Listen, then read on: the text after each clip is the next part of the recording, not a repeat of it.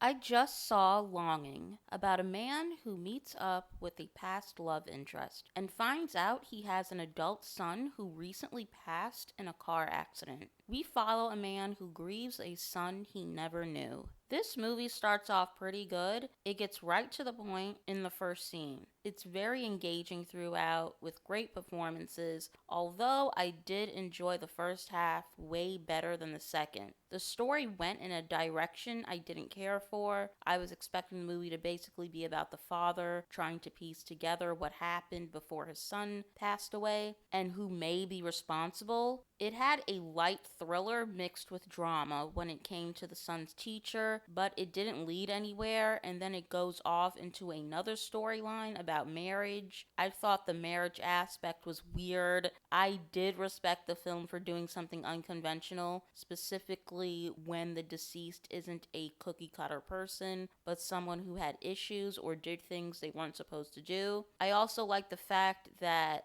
the people grieving, or different kinds of people grieving for different individuals, they always find a way to try to blame someone else when there really isn't anyone to blame, and life just happens. Life is unfair, unexpected things happen, and there's really no one to point the finger at. There were a couple of scenes that were extremely puzzling, like people being irate and making irrational arguments, the father defending the indefensible about an inappropriate poem. I can understand grieving, but anyone can admit that graffiti at the school was inappropriate. There was also a fantasy scene with a woman doing something weird, and it took the seriousness away. It didn't fit with the tone that it was leading with, and it was jarring. But overall, I did kind of like the movie, and I give it a 6 out of 10, and I do recommend. It's nice to see Richard Gere again.